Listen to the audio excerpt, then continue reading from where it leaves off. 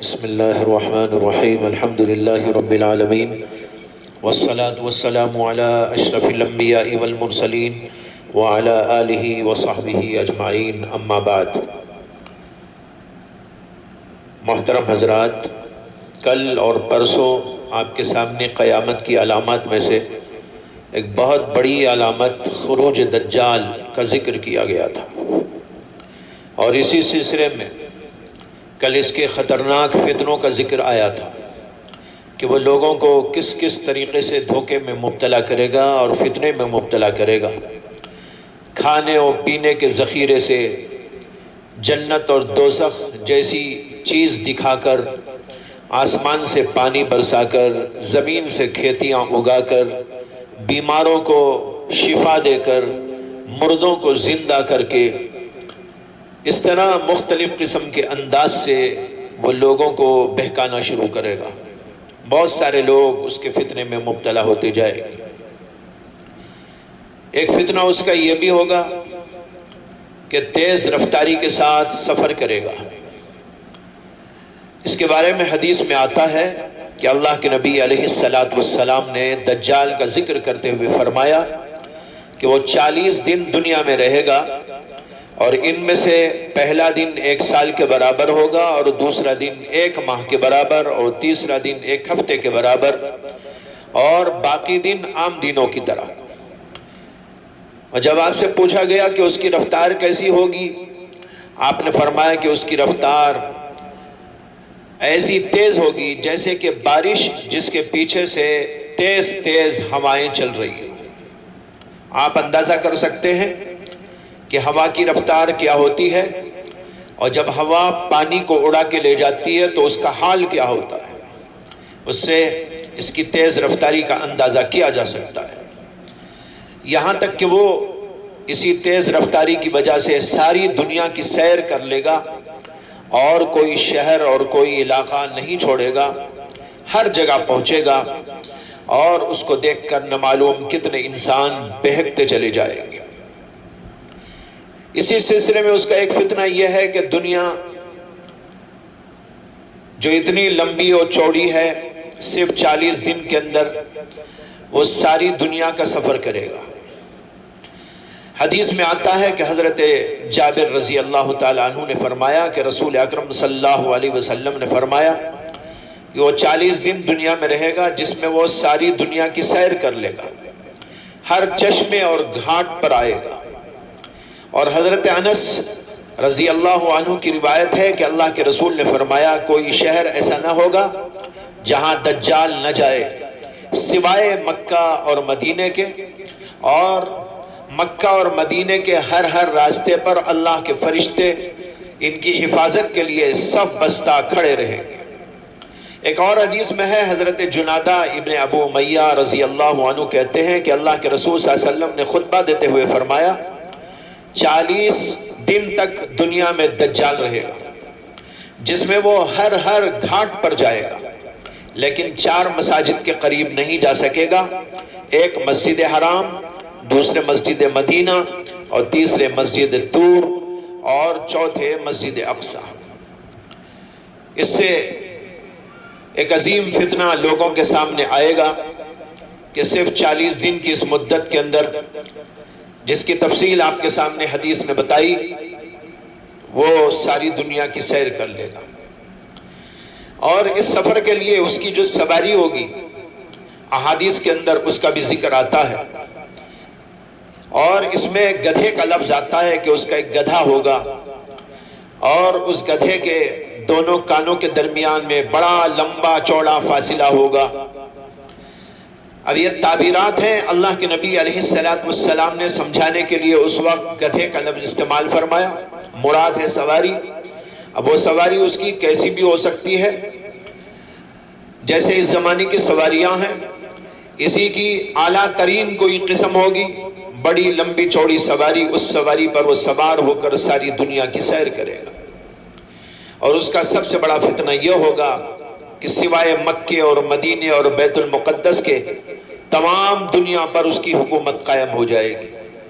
گویا کہ جو یہودی مشن ہے، ون ورلڈ آرڈر، ساری دنیا میں ایک ہی نظام، ساری دنیا میں ایک ہی قانون، ساری دنیا کے اندر ایک ہی حکومت ہو، وہ دنیا کے سامنے دکھائی دے گا۔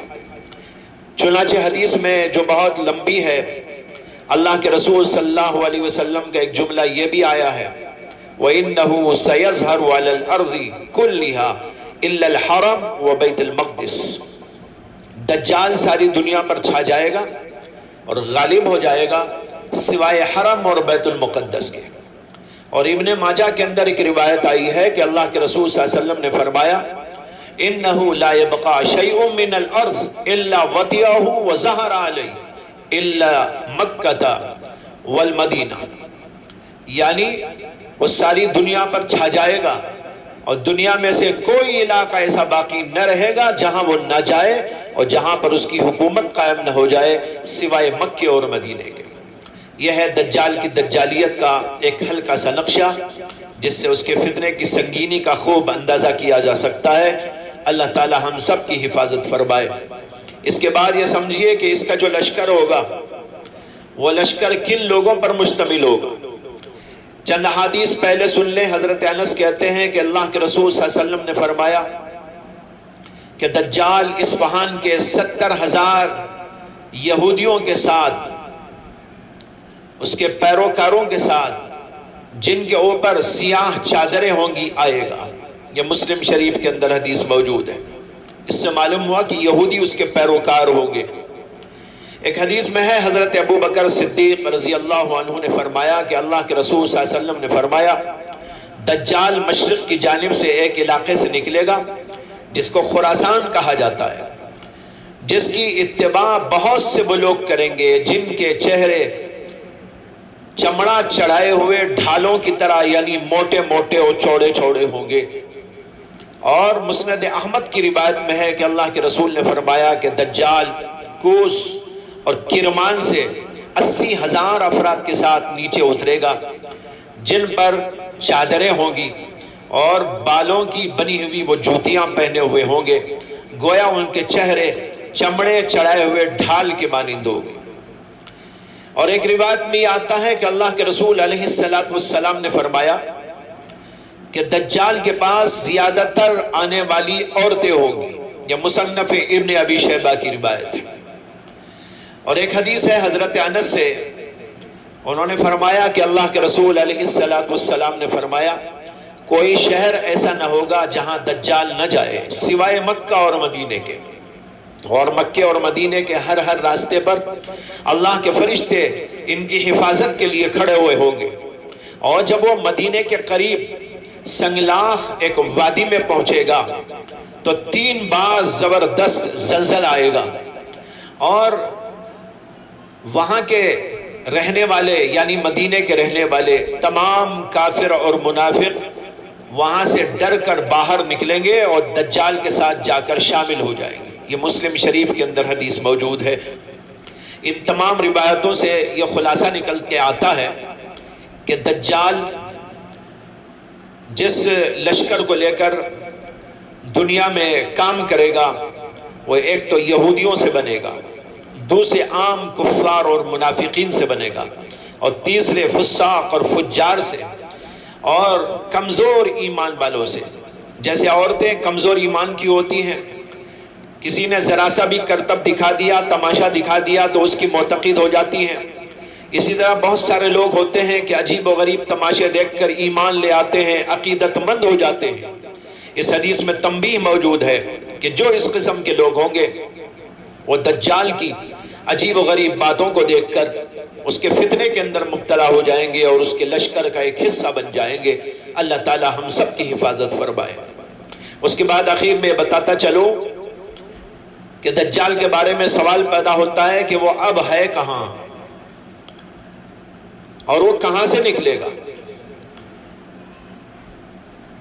بات یہ ہے کہ دجال بہت پہلے پیدا ہو چکا ہے، مگر اللہ تعالیٰ نے اس کو اپنی قدرت اور حکمت سے ایک جزیرے کے اندر بند رکھا ہے، جیسے کہ متعدد احادیث سے معلوم ہوتا ہے۔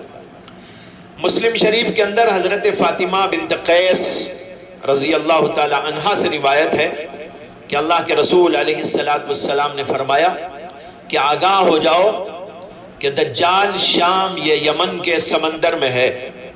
پھر آپ نے فرمایا کہ نہیں، بلکہ وہ مشرق کی جانب ہے، مشرق کی جانب ہے، مشرق کی جانب ہے. 3 دفعہ یہ فرمایا اور اپنا ہاتھ مشرق کی طرف اشارے کے لیے پھیلا دیا. یہاں ایک اور حدیث عجیب و غریب ضرور آپ کو سنانا چاہتا ہوں، جو بہت ہی ایمان کو تر و تازہ کرنے والی ہے. اور اس سے بھی معلوم ہوتا ہے کہ دجال بہت پہلے دنیا میں وجود پا چکا ہے اور کہیں پر بند ہے. یہ الگ بات کہ اللہ تعالیٰ نے عام طور پر اس کو چھپا دیا ہے. اور یہ بھی معلوم ہوتا ہے کہ ایک صحابی سے اس کی ملاقات بھی ہوئی تھی، اور وہ تھے حضرت تمیم داری رضی اللہ تعالی عنہ. حدیث یہ ہے کہ ایک بار اللہ کے نبی علیہ السلام کے منادی نے فجر کے بعد اعلان کیا کہ سب لوگ اپنی جگہ پر بیٹھ جائیں. لوگ اپنی اپنی جگہ پر بیٹھ گئے.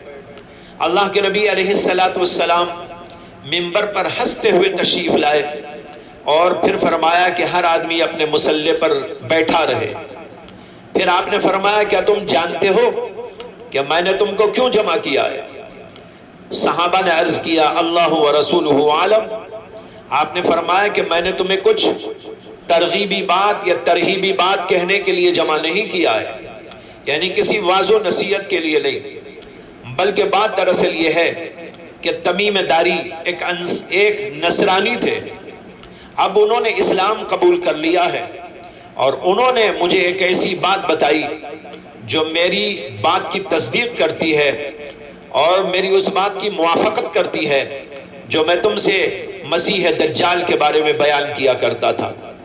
اس کے بعد آپ نے تمیم داری کا بتایا ہوا قصہ بتایا کہ تمیم داری نے بیان کیا کہ ہم لوگ بنو لحم اور بنو جزام کے 30 آدمیوں کے ساتھ کشتی میں سوار ہو کر سفر میں نکلے، مگر 1 ماہ تک سمندر کی موجیں ہم کو بھٹکاتی رہی، یہاں تک کہ 1 ماہ کے بعد سورج غروب ہونے سے کچھ دیر پہلے ایک جزیرے میں لے جا کے ہم کو چھوڑ دیا.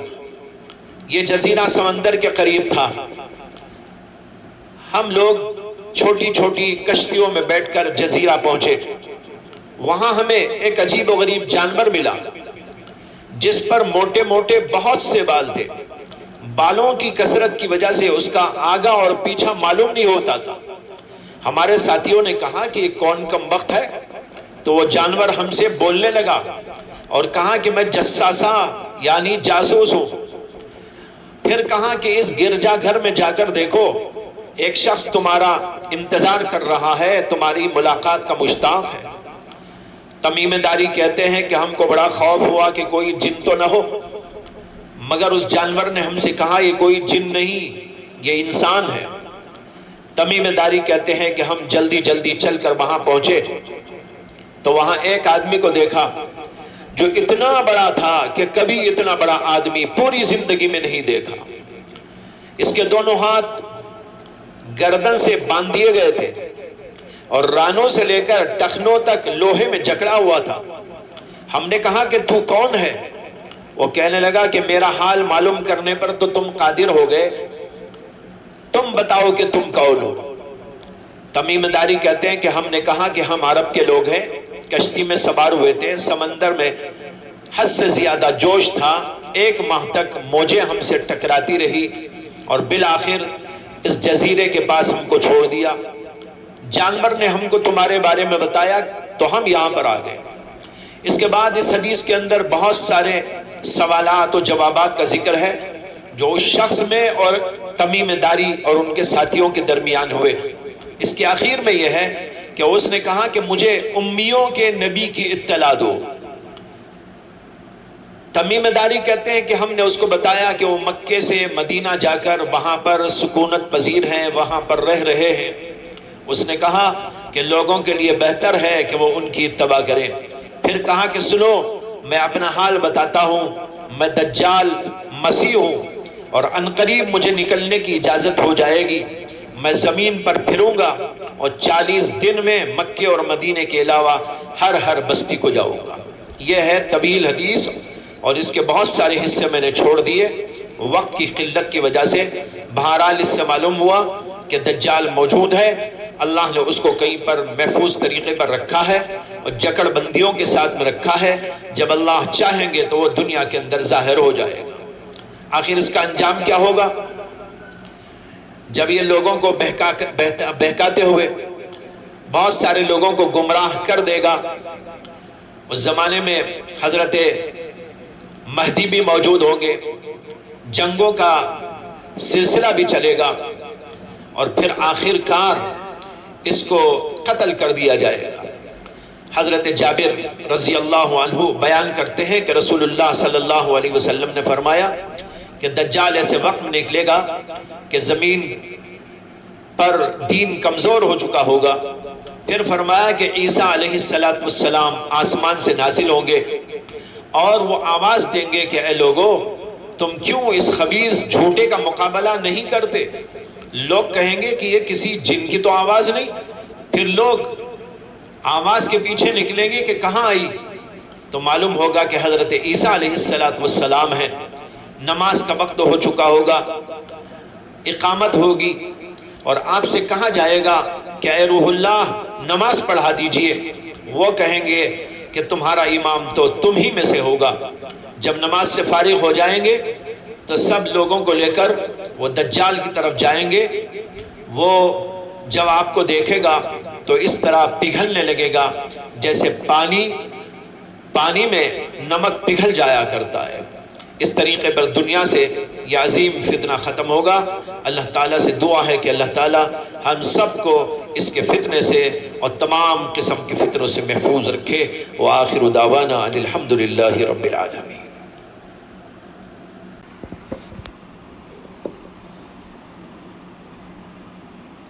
الحمد للہ رب العالمین، والصلاة والسلام علی اشرف الانبیاء والمرسلین وعلی آلہ واصحابہ اجمعین ومن تبعہم بإحسان الی یوم الدین، اما بعد۔ محترم بھائیو اور دوستو، آج کل لوگوں میں ایک بات کا ذکر مذاکرہ ہو رہا ہے کہ ثریا ستارے کے طلوع ہونے پر دنیا میں موجود وبائیں ختم ہو جاتی ہیں۔ بعض حضرات نے مجھ سے اس سلسلے میں وضاحت طلب کی کہ کیا کوئی بات احادیث کے اندر ایسی آئی ہے؟ لہذا میں نے اس سلسلے میں ایک تحریر محققانہ انداز کی لکھ دی ہے جو حضرات اہل علم کے کام آئے گی۔ مگر بعض لوگوں کی گزارش تھی کہ میں اس سلسلے میں ایک بیان عوام کی خاطر بھی پیش کروں، لہذا اس تحریر کا خلاصہ یہاں پر پیش کرتا ہوں۔ جو حضرات علمی ذوق رکھتے ہیں، تحقیقی مزاج رکھتے ہیں، وہ میری تحریر پڑھ لیں۔ بات دراصل یہ ہے کہ اس سلسلے میں متعدد صحابہ سے روایات آئی اور ان میں سے بعض احادیث صحیح بھی ہیں اور بعض کے اندر علماء نے کچھ کلام کیا ہے۔ چنانچہ امام احمد بن حنبل رحمہ اللہ نے اپنے مسند میں اور امام طحاوی رحمۃ اللہ علیہ نے اپنی کتاب مشکل الآثار میں روایت کیا ہے کہ حضرت سیدنا ابو ہریرہ رضی اللہ تعالی عنہ نے ارشاد فرمایا کہ رسول اکرم صلی اللہ علیہ وسلم نے ارشاد فرمایا، ما طلع النجم صباحا قط وتقوم عاهة الا رفعت عنهم او خفت۔ اس کا ترجمہ یہ ہے کہ اللہ کے رسول علیہ السلام نے فرمایا کہ ستارہ طلوع نہیں ہوا اس حال میں کہ کوئی آفت قائم ہو مگر وہ اٹھا لی جاتی ہے یا وہ ہلکی کر دی جاتی ہے۔ یہی حدیث امام بزار نے اپنے مسند میں اور امام طبرانی نے معجم اوسط میں اور اسی طرح امام ابو الشیخ اصفہانی نے اپنی کتاب العظمہ میں بھی ذکر کیا۔ اگرچہ ان کے الفاظ میں تھوڑا تھوڑا فرق ہے، لیکن ان سب احادیث کا حاصل ایک ہی ہے، اور وہ یہ ہے کہ اللہ کے رسول صلی اللہ علیہ وسلم نے فرمایا کہ جب ستارہ صبح کے وقت میں طلوع ہوتا ہے اور دنیا میں کوئی آفت اور وبا موجود ہوتی ہے تو وہ وبا اور آفت یا تو سرے سے ختم ہو جاتی ہے یا ہلکی پڑ جاتی ہے۔ مگر جتنے حوالے میں نے اوپر دیے ہیں، امام احمد، امام طحاوی اور اسی طرح طبرانی، بزار، ان سب کی سندوں میں ایک راوی اصل بن سفیان ہے۔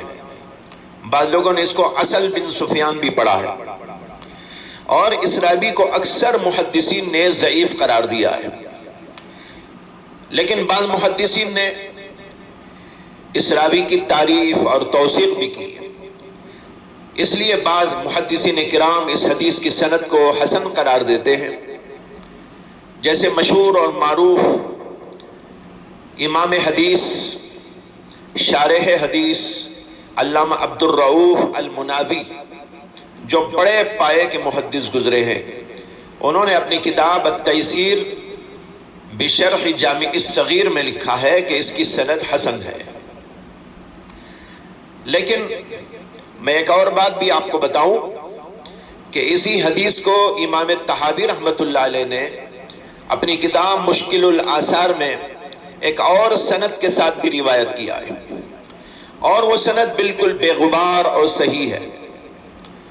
اس میں وہ جو سند پیش کر رہے ہیں وہ یہ ہے: حدثنا احمد بن داؤد قال حدثنا اسماعیل بن سالم قال حدثنا محمد بن الحسن قال حدثنا ابو حنیفہ قال حدثنا عطا عن ابی ہریرہ رضی اللہ تعالی عنہ۔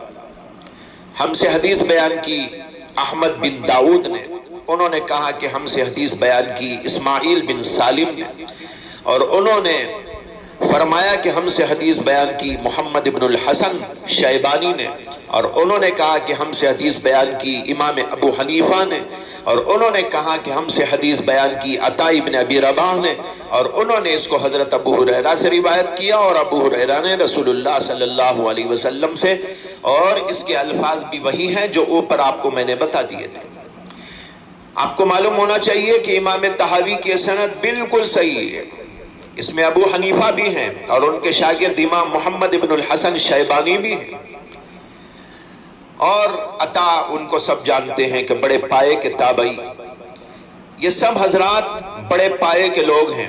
اسی لیے مشکل الآثار کے نامور محقق علامہ شیخ شعیب ارناؤت اس حدیث کے بارے میں لکھتے ہیں: اسنادہ صحیح ورجالہ ثقات، کہ اس کی سند صحیح ہے اور اس کے تمام راوی قابل اعتبار، لہذا معلوم ہوا کہ حدیث صحیح ہے، اور اس کے ساتھ اوپر والی احادیث مل جاتی ہیں تو ان میں اور زیادہ مضبوطی پیدا ہو جاتی ہے۔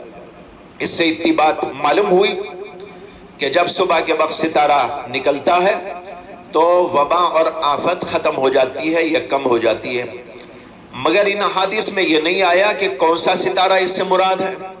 اسے کہ اس حدیث میں تو صرف اتایا ما طلع النجم صباحا، ستارہ، لیکن ستارے سے مراد کون سا ستارہ ہے اس کا ذکر اس حدیث کے اندر نہیں ہے۔ لیکن امام طحاوی مشکل الآثار میں اس سلسلے میں تحقیق کرتے ہوئے جو خلاصہ بیان کر رہے ہیں وہ یہ ہے کہ وہ کہتے ہیں کہ ابن عمر کی ایک حدیث سے معلوم ہوتا ہے کہ مراد اس سے ثریا ستارہ ہے۔ پھر اس کے بعد لکھتے ہیں کہ ہم نے اس کی تحقیق کی کہ وہ ستارہ کس ماہ میں اور کس تاریخ میں نکلتا ہے، تو معلوم ہوا کہ وہ ماہ ایار ہے، یعنی مئی کا مہینہ، اور اس کی 12 تاریخ کو نکلتا ہے۔ اس میں امام طحاوی نے صراحتاً بتایا کہ یہ صبح کے وقت نکلتا ہے تو یہ ثریا ستارہ 12 مئی کی تاریخ کو نکلتا ہے، اور یہی بات علامہ ابو عمر ابن عبد البر المالکی نے اپنی کتاب التمہید کے اندر بھی لکھی۔ بہرحال اصول حدیث کے مطابق یہ حدیث صحیح قرار پاتی ہے، جیسے کہ مختصراً میں نے عرض کیا۔ تفصیل دیکھنا ہو تو میرے اس مضمون کے اندر اس کو دیکھا جا سکتا ہے۔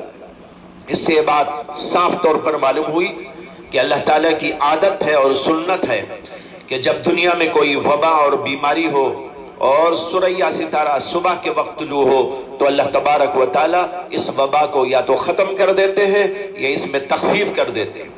اس حدیث کی بنا پر اللہ تعالیٰ سے یہ امید رکھنا چاہیے کہ وہ موجودہ وبا کو بھی مئی کے مہینے میں دور کر دیں گے انشاءاللہ۔ اور یہ حدیث ہمارے لیے ایک بہت بڑی خوشخبری ہے۔ مگر بھائیو، یہاں ایک تو یہ بات ذہن میں رکھنا چاہیے کہ جو بھی ہوتا ہے وہ اللہ کے حکم اور اس کی مشیت سے ہوتا ہے، از خود کچھ نہیں ہوتا۔ لہذا ثریا کا نکلنا محض ایک علامت ہے، وہ خود کوئی مؤثر چیز نہیں ہے۔ دوسری یہ بھی سمجھ لینا ہے کہ اس خوشخبری کو سن کر کہیں ایسا نہ ہو کہ خوشی کے مارے ہم غفلت میں مبتلا ہو جائیں، نمازوں میں اور دعاؤں میں سستی میں لگ جائیں، اور توبہ جو ہم نے کی ہے وہ کہیں توڑ نہ دیں، گناہوں کی طرف چل پڑے۔ اگر ہم نے سچی پکی توبہ کر لی ہے تو اس کو باقی رکھنا ضروری ہے، اس کو توڑنا نہیں ہے، بلکہ اور زیادہ اللہ سے قریب ہونے کی کوشش کرنا ہے، کیونکہ بسا اوقات اللہ کے ہاں کوئی شرط اس کی ہوتی ہے اور وہ ہم نے پوری نہ کی تو ہو سکتا ہے کہ اس کا تحقق نہ ہو۔ لہذا میں عرض کروں گا کہ توبہ اور استغفار اور نمازوں کی پابندی اور دیگر تمام احکامات شریعہ پر عمل کا اہتمام ہر مومن کو کرتے رہنا چاہیے، اور اللہ کو راضی کرنے کی پوری اور مکمل کوشش میں لگے رہنا چاہیے، اور اس میں اضافہ کر دینا چاہیے۔ اور اب تو رمضان کا مہینہ بھی آ رہا ہے، لہٰذا اس سلسلے میں اور اضافہ کیا جائے، دعاؤں کا، ذکر کا، تلاوت کا اور دین کے تمام کاموں کا، اور اللہ تعالیٰ سے دعاؤں کے اندر خصوصیت کے ساتھ رو رو کر گڑ گڑا کر دعائیں کرتے رہنا چاہیے۔